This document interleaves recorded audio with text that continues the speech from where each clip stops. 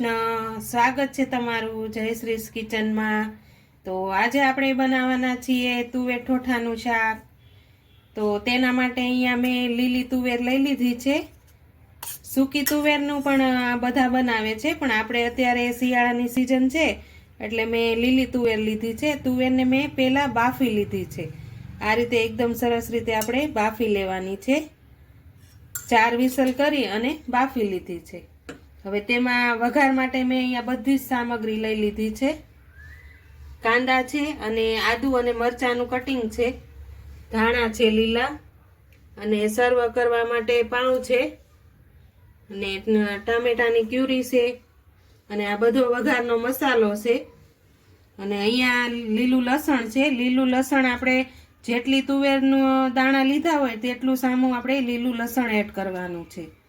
તો હવે આપણે વઘાર કરવા શરૂઆત કરી દઈશું। તો અહીંયા આપણે ગેસ ચાલુ કરી દઈશું। તો અહીંયા મેં એક પેન લઈ લીધું છે, તેમાં આપણે મોટી 4 ચમચી જેટલું તેલ એડ કરી દઈશું। તુવેરના ઠોઠામાં થોડુંક તેલનું પ્રમાણ વધારે હોય છે, તમે તમારા ટેસ્ટ પ્રમાણે નાખી શકો છો। તો આપણું તેલ ગરમ થાય ત્યાં સુધીમાં આપણે જીરું એડ કરી દઈશું। તો આપણું તેલ ગરમ થઈ ગયું છે, તો આપણે તેમાં જીરું એડ કરી દઈશું। હવે તેમાં લાલ સૂકા મરચાં, તમાલપત્ર અને મેં અહીંયા અજમો પણ લીધો છે। તો તુવેરનું શાક છે એટલા માટે પચી જાય એકદમ। તો હવે સારી રીતે સતળાઈ જાય પછી તેમાં આપણે આદુ અને મરચાંનું કટિંગ એડ કરી દઈશું। તો હવે તેને સારી રીતે સાતળી લઈશું। હવે આપણે ડુંગળી એડ કરી દઈશું।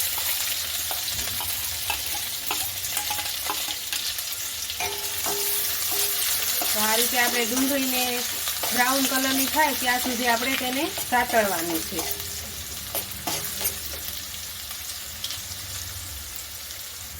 તો અહીંયા આપણી એકદમ સરસ ડુંગળી બ્રાઉન કલરની થઈ ગઈ છે।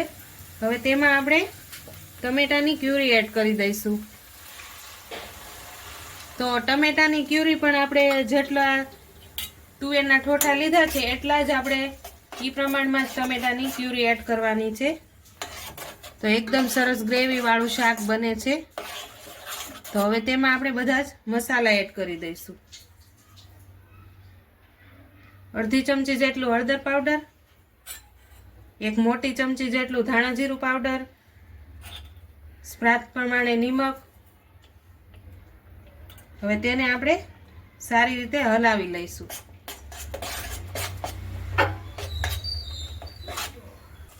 તો આપણી ગ્રેવી એકદમ સરસ રીતે ચડી ગઈ છે। હવે તેમાં આપણે 1 મોટી ચમચી લાલ મરચું પાવડર એડ કરીશું।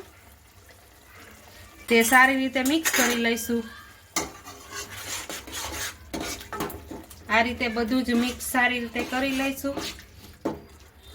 હવે તેમાં આપણે જે લીલું લસણ કટિંગ કર્યું હતું તે આપણે બધું જ એડ કરી દઈશું। એમાં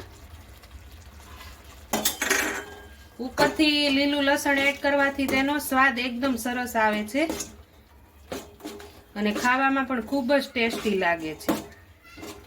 અત્યારે શિયાળાની સિઝન છે એટલે આ શાક તો ખૂબ જ મજા આવે છે। તો હવે આપણે અહીંયા 3 થી 4 મિનિટ ચડવા દીધું છે। હવે તેમાં આપણે જે તુવેર બાફેલી છે તે બધું જ પાણી સાથે એડ કરી દઈશું। તો થોડોક આપણે એમાં રસો કરીશું। તો હવે સારી રીતે બધું જ મિક્સ કરી લઈશું।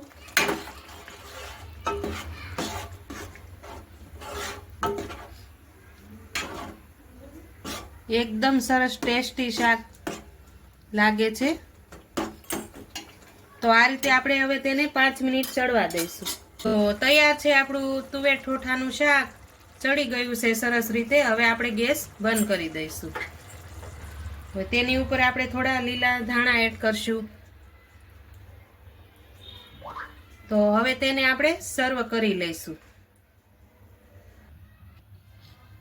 તો હવે આપણે એક સર્વિંગ પ્લેટમાં તુવેર ઠોઠાનું શાક એડ કરશું।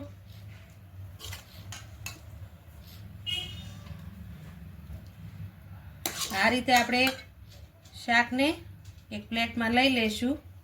તો હવે તેની ઉપર આપણે કાંદા એડ કરશું,